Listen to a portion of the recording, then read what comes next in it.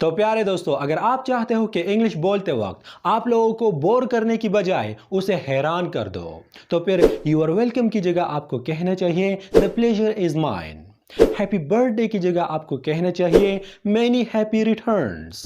Good bye की जगह आपको कहना चाहिए कैच यू लेटर। और थैंक यू की जगह आपको कहना चाहिए I appreciate that, because when you don't try updating these old-fashioned ways, definitely you won't sound natural in English and you will always sound just like a robot. So let's move ahead now to fix this mistake right now.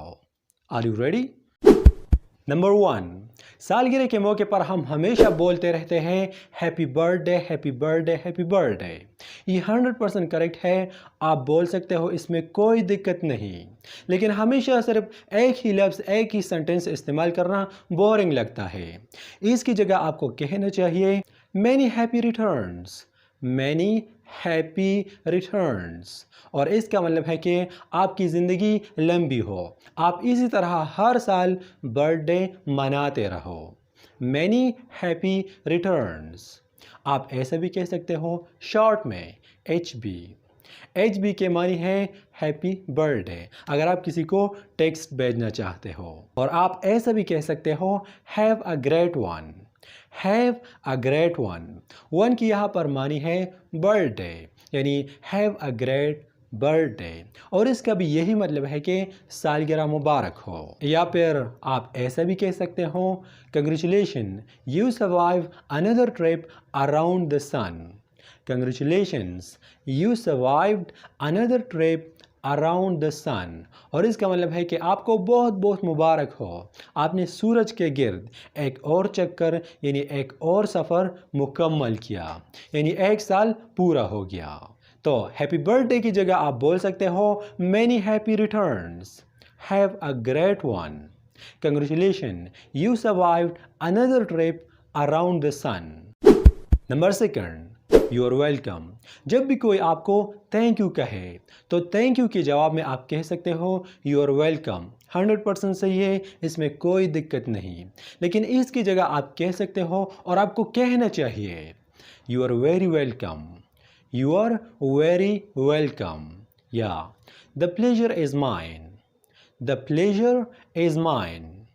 Don't mention it, don't mention it. Much obliged, much obliged। और इन सब का भी यही मतलब है कि you are welcome.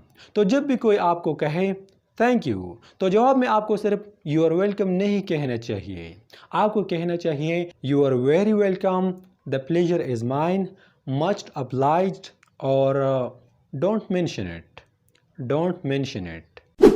Number 3, जब भी कोई हमसे रुखसत होता है तो रुखसती के वक्त हम एक दूसरे को बोलते हैं खुदा हाफिज़ या फिर गुड बाय।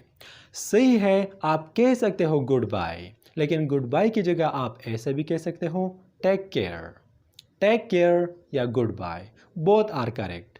आप ऐसा भी कह सकते हो हैव अ नाइस डे, हैव a nice day, yeah, have a nice weekend. And this one is American one. You will hear this from American people all the time.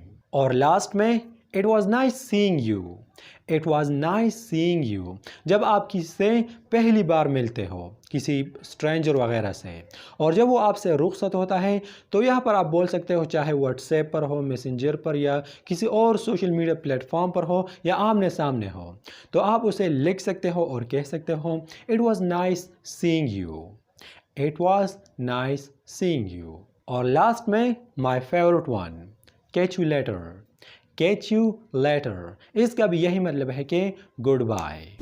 इसी के साथ हमारे इस वीडियो का द एंड है। मैं उम्मीद करता हूं कि आपने इस वीडियो से ज़रूर कुछ सीखा होगा। और अगर आप इसी तरह इंग्लिश, उर्दू, हिंदी में सीखना चाहते हो बहुत ही आसान तरीके से, तो फिर आप हमारे इस चैनल को यहाँ पर सब्सक्राइब कर सकते हो, जो कि बिल्कुल फ्री है। और अगर आप active passive voice Urdu Hindi में सीखना चाहते हो तो फिर यहाँ पर इस आई के बटन पर क्लिक करना। See you inshallah next time with another precious lesson. Until take care and Khuda Hafiz.